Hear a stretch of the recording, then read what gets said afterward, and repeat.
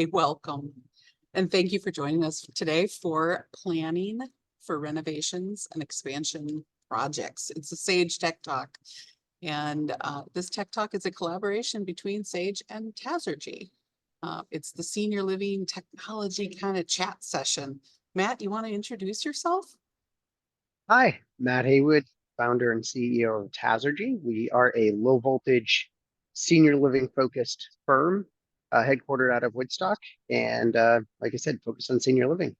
Thanks for having me and thanks for being here. And for those of you who don't know Matt that well, he is probably the sassiest and coolest tech expert I've ever met before. So uh, pretty impressive guy. Yeah, troublemaker A extraordinaire. troublemaker guy, absolutely. My name is Jill Schroeder. Yes.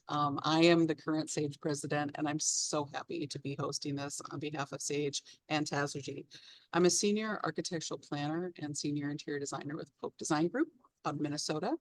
And I volunteer my time with this organization as a commitment to bring all of you relevant content to help better our design for aging community. For those of you not familiar with SAGE, we are the Society for the Advancement of Gerontological Environments. It's a membership-based organization representing and promoting collaboration between all disciplines in the senior living industry. So Matt has been planning these tech talks along with us to help give you insight on all of these relevant topics that will help you do your jobs better, whether you be an operator, designer, an architect, anyone in this industry. So we want this to help you do your job better. With any luck, after viewing the tech talks, you learn a little thing or two. If you do like what you see and hear today and you're not a member, please consider visiting our website, sagefederation.org, for information on our membership, and let's get started. Matt, today's topic is planning for renovations and expansion projects, which that opens up a host of issues with technology. I'm It's a sure thing. you know it is. It's a thing. Do you want to It's start? actually Yeah. usually it's a thing that people I find they don't want to touch in renovations and expansions. I feel like it's a thing. It's like maybe it's Pandora's box. Well, It's like we'll do paper. it's complicated because you've It's got complicated. existing systems, you've got existing staff, and the staff may not be in favor of new things, or it might be hard. That culture change is very hard, we all know. But what do we do? What's your advice to approach for how to evaluate your existing systems to determine early on if you are going to replace that nurse call system or any Mhm. communications? What's your thoughts there? Well, I think that it can be an Achilles heel for organizations that don't have a strategy or haven't really leaned into a vision of how do we get from point A to point B. Sure. And it's like, oh, hey, we need this new space. Okay, so do you want to build on top of some of your tech systems that you have there? And it's Yeah. like, oh, no, but can we discuss that later? Yeah. Let's talk about something pretty and fun like the new space. So I think that tends to be the Achilles heel Yeah. because that is the question. Do you expand and can you expand the current system? Do you upgrade the current system? Is the current system something that you want to forge forward with? Is it not? And I say system, but we mean systems plural, right? Like Right. it. Um, so I think that's always the concern or that the item that we're trying to understand is when a renovation expansion is happening, what is the scope? What is the objective? What are we trying to achieve in this space? Um, I think an easier renovation and expansion projects that we've worked on are ones that are we're we're we're blowing out a wall and making a new auditorium or a new multifunction space or something to that effect, where Yeah. it's a bit easier. I think that the more challenging renovations and expansions that we've been involved in is redoing a hall, expanding a resident wing or hallway. Do you you've got your fire alarm system expansion, you've got your nurse call expansion, you possibly have wander management, you've Yeah. got your Wi-Fi systems, cable TV network, business phone system, resident phone system. And is it that they get so complicated to plan in early stages because you're finding that the development team or ownership team, it's hard to get their arms around an actual accurate costing for replacement of those systems or upgrade on those systems? Or is it that it's in use and the overlap transition to the new space because it's renovated gets to, or is it all of the above? I mean, It can be. I'd say one of the ways that we have been engaged on renovation expansions is first forming an analysis of the space. So the more intentional renovation expansion projects are with owners, operators that are trying to define what that need is and make Mhm. sure that they reserve the right funds to really Sure. lean into what the solution is. Like some projects we've converted a space from pure skilled nursing to maybe more of a memory care or vice versa, or take a memory care to assisted living. So those do require, you have to know what's there. Yep. And blend that with licensing, the use, the architectural features, et cetera. So I think because it is complicated, it's not just an easy, like, hey, call one vendor and you get a simple answer. You can't just grab a contractor, have them evaluate it and give you a budget number and have it hit. Yeah. Because you need input from your IT team. You need Yep. input from your ops team, and you definitely need to know from the community, hey, where are we on these systems? Are these the things that we should we expand them? Right, right.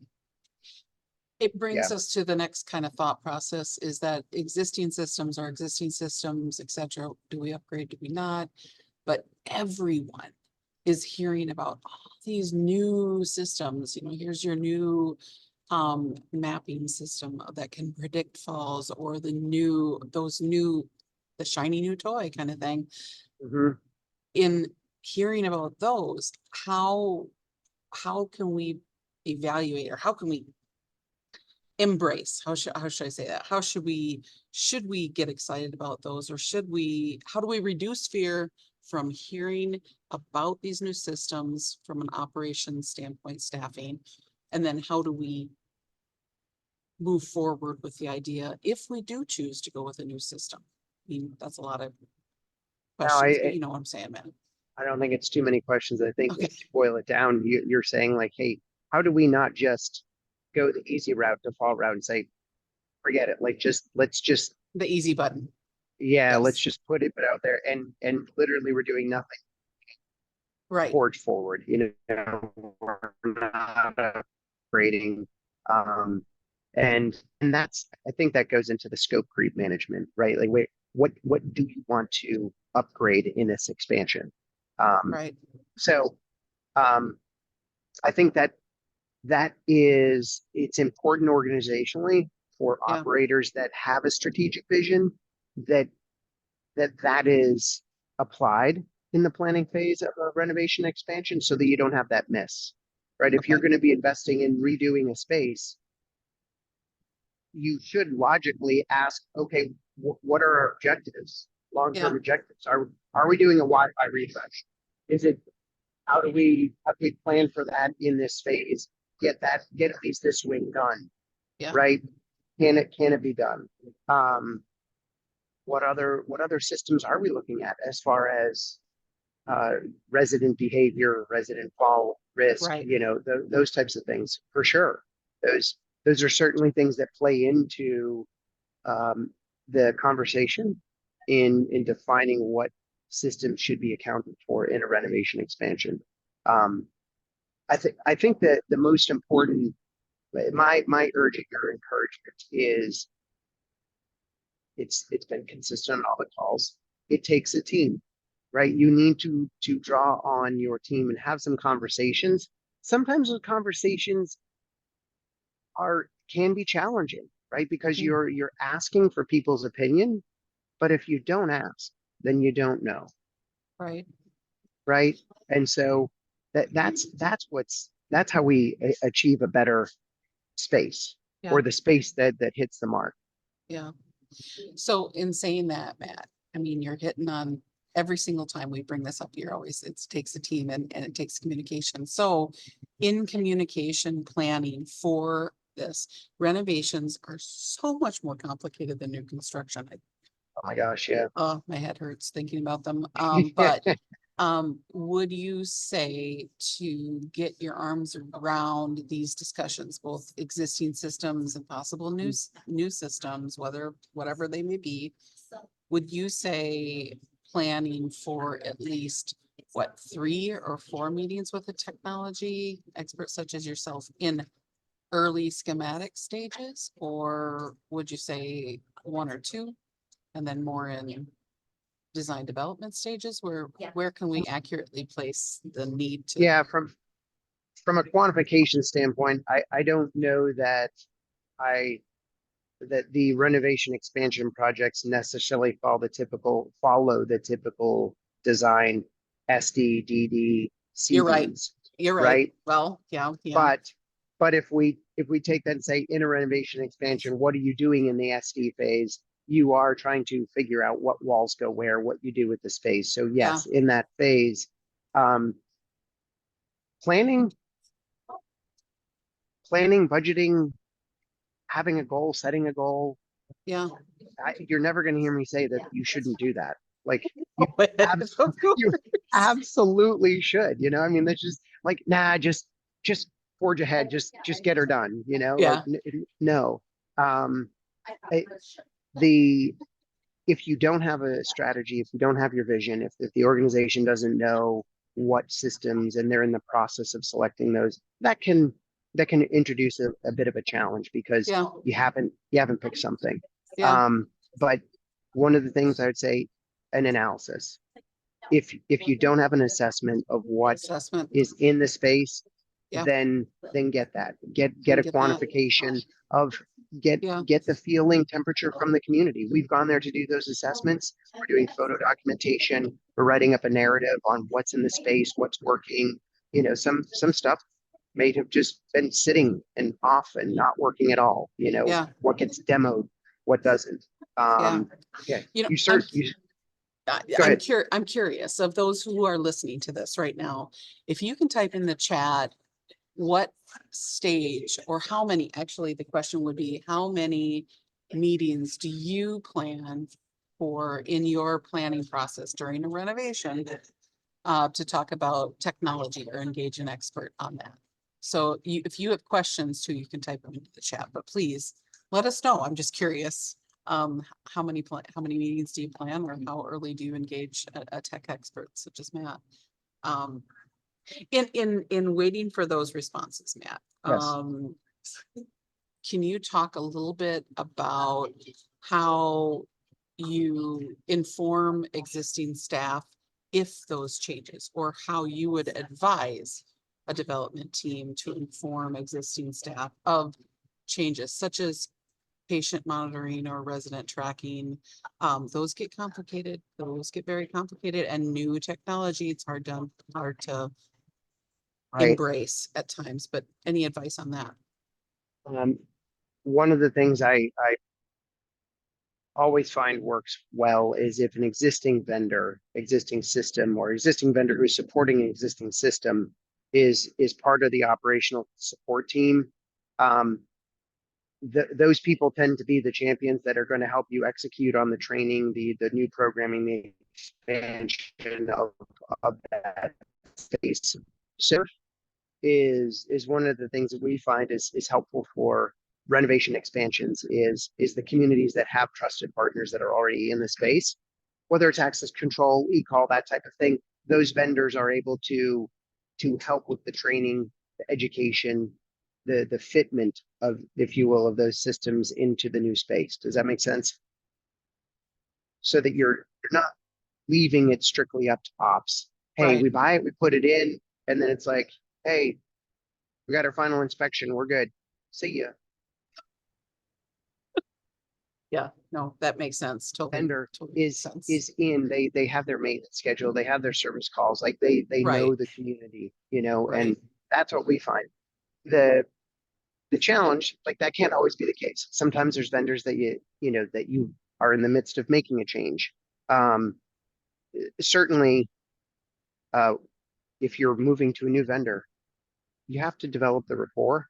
You've got to communicate with them. They've got to be part of the solution. You can't Right. pick it up and do it on your own, is what I found.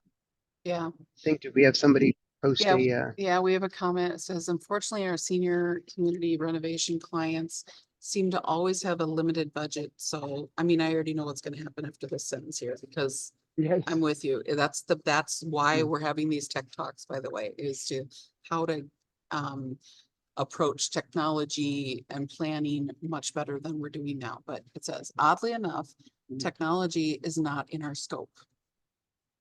No surprise there. Not shocked. Usually, that's right. Usually focused on architectural, interior design, structural, if we are moving walls, MEP, when equipment has reached their expected lifespan, which very typical, which is again, why we're having these tech talks. Technology always gets missed. So, do you It's feel complicated. it is complicated, and do you feel, um, Lori, who typed this question in, or the comment in, thank you for typing that. Do you feel that your projects would move better or be less complicated or something if you could get technology engaged in an earlier stage? Simple answer, yes. I also wanted to clarify the complicated. I think by saying it's complicated, to me that says uh, a lot of effort, not maybe not worth the effort, Right, or you know, or to Lori's point, I don't have the money anyways, so why would I even expend the effort if I already know that, you know, I'm fighting for some sort of upgrade. So maybe I'm just thinking through, like, complicated might not be the right word. But it's challenge, it presents different challenges, I guess, that require a different skill set than the normal regular team, like she listed, the MEPs, the, you know, once it's reached end of life, it's kind of right, easy to quantify, right? It's easy to say changing from wall covering to paint in this space, yeah. changing the color of our chair rail, we're changing the color of our carpet. Like people know how to transact those, It's a and physical how they're thing. felt. It's not a Yes, hidden behind the wall. It's a physical thing. right. And it's also current. It's, I mean, you got TV shows on interior design. You got, Yes, I mean, this is something that is in your mind because you see it every day, but technology right, is hidden. You don't, right. So here's the why and here's the how yeah, when you don't. It can't just start when you figured out and got approval for a CapEx renovation. You're already too late, right, right? Because you've already presented what you want, and that you're asking for more. That never works out. right. Not You gotta, ever. that's right. Yep. So um, here's the thing. Technology, my belief, if technology isn't helping you achieve better operationally efficiency, Mhm. that's where we need to start. Technology shouldn't just be a sunk cost. You know, like to say, oh, I'm spending more on carpet, therefore I can raise rent. Yeah, You know, replacing the carpet, are you able to deliver better care? Well, what can you do with technology that can help you become more operationally efficient? How can you leverage technology to increase your operational margin? yeah, That's where we're leaning, and that's what we're saying is that that's that's what we've got to. That's at least Hazardy on our side. Our initiative is to take that to heart and say, how can we start connecting these dots and helping make technology deliver that increased labor efficiency, that care efficiency. So well, yeah, well, it does all of that. Technology does all those things, whereas those other things don't necessarily do those things, right? right, Technology does your increases or has the potential to increase your operational efficiencies. And it also betters the lives of the residents living there, right? And for me, yes, it's technology should elevate the the quality of staff life of the, interaction, yes, and right? staff, yeah, It should elevate. It should equip your staff to spend more time with your residents. yeah, Like we Yeah. don't want our care team spending more time with technology, less time with residents. Yeah. And we like that's the secret sauce. The secret sauce is the people who are providing care, Yeah. building rapport, knowing what's happening, and being able to digest what technology can't. So Yeah. um, I think that's how, and that's why I can't just start when you've been awarded a conversation. Who does need to start kind of conceptually in the new construction project. I would say that is your pre-SD. Sure. Pre-design. We've Yeah. got a response from Lori. It said it would certainly help the client. Finding the right consultant is the next challenge that the client can afford. Good point. We've got a few other comments. Sarah is commenting, working with elders in a long-term care and assisted living environment. I had residents who were more tech savvy than myself. More and more elders are embracing technology, and it's important to integrate this technology into the design strategy. Thank you, Sarah. Excellent. That's what that I think you're saying what we're trying to say. It's important to integrate technology and keep it up to date. And I think where there used to be a stigma of people, residents and staff are maybe afraid of what's new or what's on the horizon, and it's a newfangled thing, and maybe we don't want to, it's too complicated, it's going to make my life more complicated. Really, it could help. And some of this technology is intuitive. Right. So another comment. For sure. I'm going to keep reading that. Is that okay? Yes. Another comment by Lori is by the time we are approached as architects anyway, the board has already had months of discussions on what they will spend funds on. I agree. Sounds like Good. earlier contact between the tech consultants and the client or the client group, the operators, the management service, would be needed to educate them on the need to upgrade the tech and Yep. even educate them on what's available now. Yes. I even think I encourage developers and operators to engage in the strategic planning conversations with an architect before you've baked and defined what you're going to be doing. Like that's Right. part of how do I make this space better, you Yeah. know, and that's where the conversation should be. I understand. I understand that oftentimes we are brought into a project that is mid-swing. And Yes.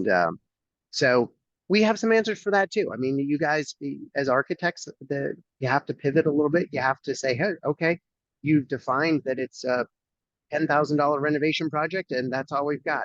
Yeah. Got it. You know, Right. Yeah, I would just returned from a pre-design master planning exercise with the client, and it's ironic that we're talking about that too. It was a pre-design, so in master planning conversations, we started talking about technology and the vision for the campus and vision for the future. Do we embrace new technology? I mean, education and discussions, communication, it starts the conversations, and that's the first step, I think. you can't not have the conversation about technology because even in my example of the simpler one where it was a new multi-purpose room space, that space still has to connect into existing infrastructure. Yeah. You're not going to order a new internet connection for that space, right? You're Yeah. not going to it has to plug in to the existing space. So it requires planning. It requires knowing what's out there so that you can equip your build team with Yeah. how to prepare for that because it's going to happen.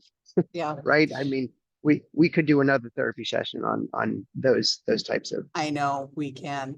Hey, we're gonna pop up, we got about 5 minutes left. We're gonna pop up a survey or a poll on what our future topics could be. So our next topic, or our next Tech Talk is going to be held May 9th. We're trying to hold a cadence of Thursdays. So the next Tech Talk happens after Environments for Aging Conference, which is coming up right quick in the month of April. Keeps But on marching forward. we want to know, what are the topics you have an interest in, and we'll adapt the next Tech Talk on the responses from today. It should pop up on your screen right now.